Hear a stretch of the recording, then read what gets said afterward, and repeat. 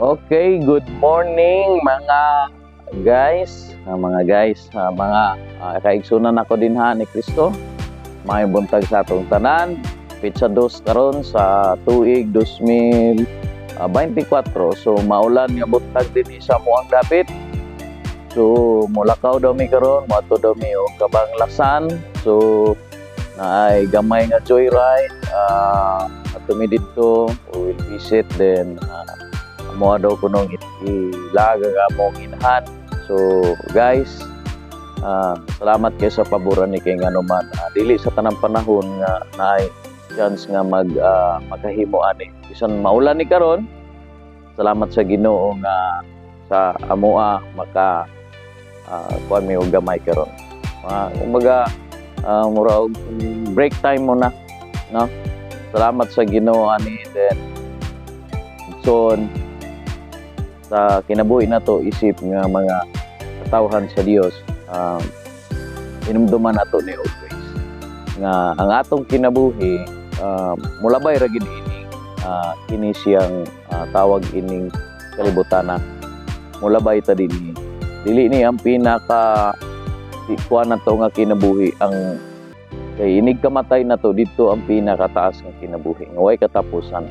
So atong tinguhaon nga diha sa Ginoo ang ato ang kining kinabuhi nga makaplagan. So muna siya ako ang kuan guys nga makaigsunan na dasig na ko sa tanan sa atong kinabuhi kay wala magitalaing mahimo bisan pag unsaon na to og paningkamot kung ang tabang sa Ginoo dili nato makaplagan. Ang tabang sa Ginoo di nato makuha. Kulang gihapon ang tanan igsoon mo na nga akong dasig sa tanan sa matag adlaw na akong buhaton. Di man kanunay ang tagiya sa atong kinabuhi. Di man ang naghatag sa hangin nga atong giginhawa.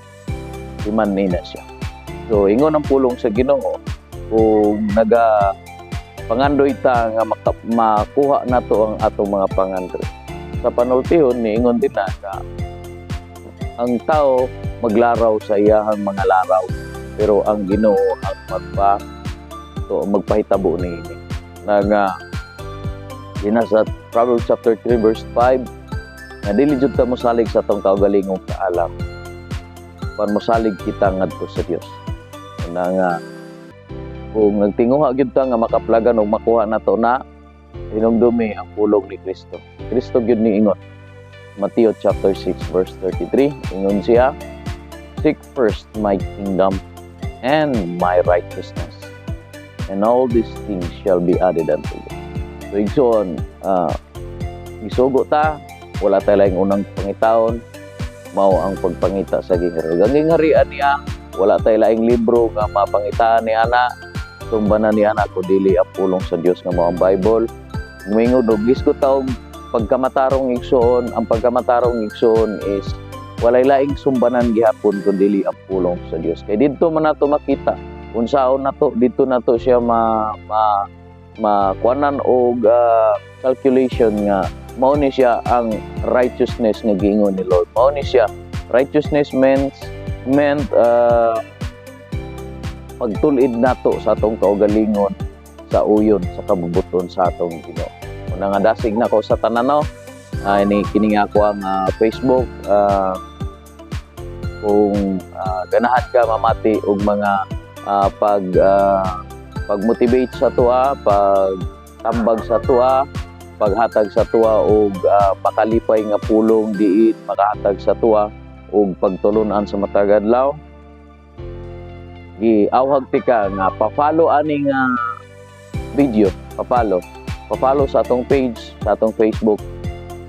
I-follow din ha, tapos i-share niya ang atuang video para daghan pa makadungog ini.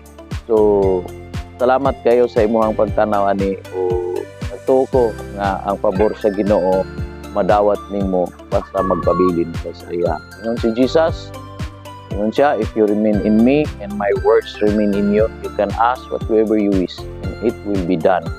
So makapangayo ta sa bisan unsa natong pangayoon basta kita nagpabilin sa iya kay pulong na sa to. So God bless atong tanan. Have a blessed day. Thank you kayo and have a prosperous 2024 year sa ato ang tanan. So, may buntag, Apostle Jimbert Baryoga. Bye-bye. Shalom.